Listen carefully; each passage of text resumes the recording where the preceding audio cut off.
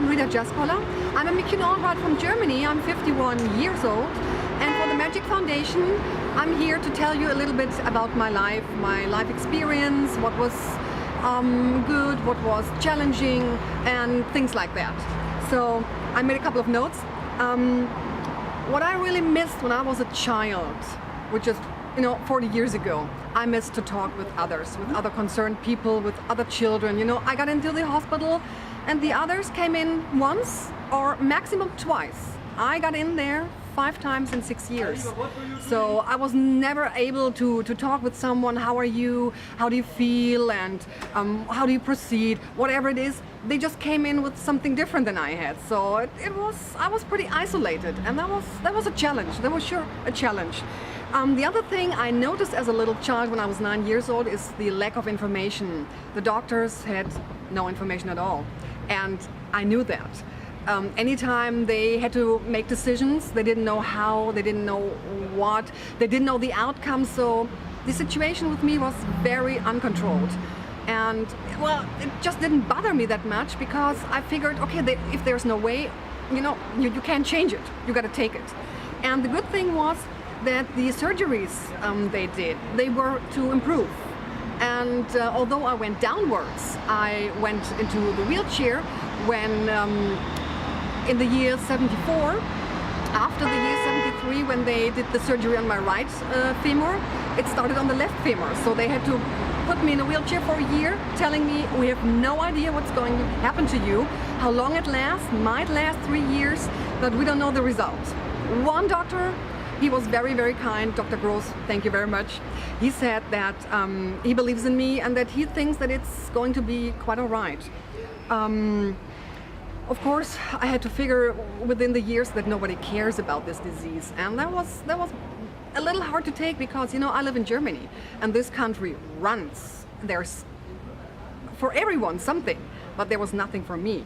I was covered with the healthcare insurance, but actually, they just did a minimum of what's possible, and that just meant a lot of struggle for a couple of years, actually. So. My parents, of course, were completely overwhelmed. And I have to admit, when I was 12 years old, I stopped listening to them. They were not my leaders anymore, because I grew up actually more or less with doctors and professors who really helped me and who put me through a very challenging life, period of life, of course.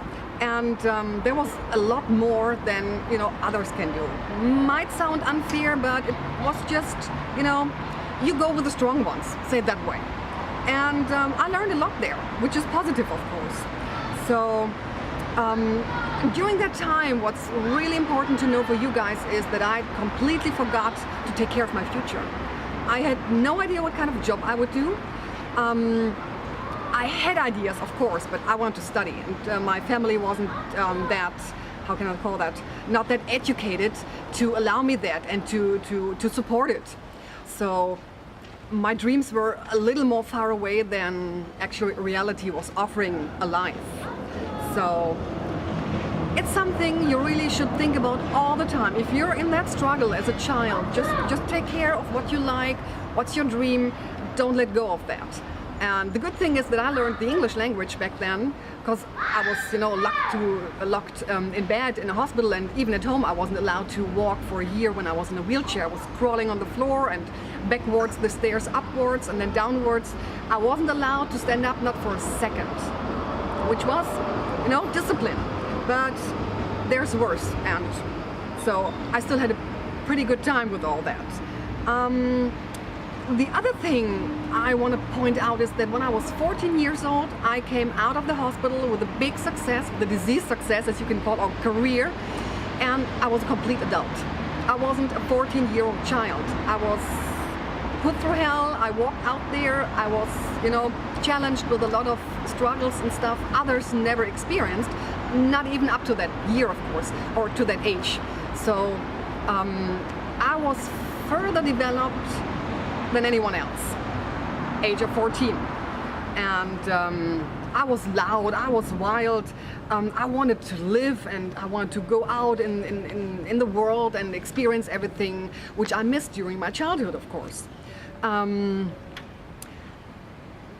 whatever happened back then, there was always the thought to meet someone else who is like me. Not maybe with McCune-Albright, but someone who has been through a lot of struggles and someone who took care of himself and really made it through. And believe it or not, I probably met that person, and everything is possible. That's another message. So never give up. If you go out, look for someone. If you know who you are, then you will find someone who is pretty close to what you've been through. The next is, yes, if you're concerned, either way, if you're concerned yourself or as a parent, share your information. Please do me and everyone else and yourself the favor to share the information. Don't be shy, don't think it's personal. It's not personal. If you don't share what you've been through, what doctors did or didn't do, you're blocking. And innovation is about research. And if there is no information, nobody has a chance to research. So please share whatever you have that helped you improve your situation or maybe even blocked you to figure that out. What I figured out last year was that I'm the oldest on Earth. And actually I realized now this is why you've been through all that, through the attacks from doctors when I was an adult, because they were scared of what I had. And everything suddenly made sense that I had such a challenged life. I really was being put through everything.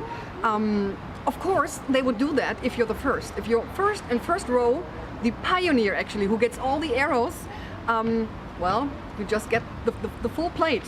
And that's what others figured already, and I figured that out myself. So there are reasons when things happen really massive or maybe less. And well, I just get the hard struggles. What else is there? Oh yeah, my big message for everyone, which is probably what you heard all over again, is believe in yourself. You gotta believe in yourself. Let me explain it that way. I was also concerned. I thought, yeah, what does it mean believing in myself? Imagine you have a couple of cups. They're not filled yet. One is courage, one is curiosity, the other is you like to travel, the other is languages. It's the things which are inside of you. And whatever is screaming the loudest, fill me, you're going to fill it. Your curiosity is something that makes you move, makes you try things, you know, travel, talk to strangers, but be prepared. And if you like languages, you will find a way to learn them, like I did. And that's actually the thing that what you carry inside of your forefathers and maybe foremothers, I don't know how you call that, they give you something and it's inside of you. And if you, well, say it that way, whatever you have inside is going to call and it's going to ask for more. And once you fill those cups, which are yours, which are, you know, the maximum, then you are settled with what is you, what makes your character and everything. And if you have this, if you own this, if you're aware of what you got and what you filled up yourself, then it's easy to believe in yourself because you know exactly what you're capable of. So that's the main message. Even with this disease, it has no influence on the character because that's something apart from the disease inside of you. It's still there. I mean, it's you. Okay. Have big dreams, small dreams, whatever. A big dream is the one which asks for smaller dreams to make them come true, and that's another big message I have for you. And the other thing I want to talk about is actually a very funny thing. Is, you know, you can't get rid of this role as a McCune-Albright patient. You can change your apartment, you can change the car, you can change the partner, you can change your clothes, but you can't change your body. And when I was still at Bosch, a key account came and he heard that I had a little struggles and that I was thinking about leaving Germany. And he tried to convince me that it's not maybe the best idea. So he said, you know what, Rita, you picked that role. And I said, what? I picked that role? So I was thinking, okay, now he's telling me that I was sitting with God, maybe in the woods or at a table with a couple of others, and God said, okay, this is a life chart. This is something very, very, well, challenging. Who of you wants this? And now imagine that I said, me, it's me. Give me that life chart. I wanna do this role. I wanna play it. Now, if this really was it that way, What did I thought about? Why would I do it? Why am I capable of doing it? Why would I scream for this lifetime? Right now I can't tell. I know that I'm the oldest. I know that I am pretty good prepared to take all this, being the first in the first row. But on the other side, it's also a kind of psychology to look at things. And it makes me smile. Because I always imagine, well, did I really discuss this with God? Well, I was aware that I can't negotiate it. I couldn't say, okay, when I'm 40, you know, give me something else. I don't want it anymore. I want to play something else. So what I learned from this thinking, or this thought process is, last thing, when you really view this as a role, means you have control over what happens and what doesn't happen anymore. And you're not being, you know, influenced by others. Like, it didn't happen to me when I was a child. I didn't hear stuff from others. I was completely isolated, so I didn't hear any negative, what others had to go through, which was positive. So if you got control of your life and you make it to see this as a role like being a mother or being a teacher or being whatever, being also a patient, you can stop this role. I mean, you can stop it and don't give it so much, how do you call that? So much importance to it. And just drop it, you know, just keep that role up to a certain point in life and then say, I don't need it anymore. If I have to play it, fine, but just forget about it. It stays, it's your fate, it's your best friend. It should be your. And again, I gotta say, believe in yourself and do what you love doing. Good luck to everyone. Thank you for everyone to help me coming up here, and for all those people and friends who walked with me a couple of my stages in life. And I want to wish everyone good luck. And it's not that bad. It's a fate. Take it. Bye.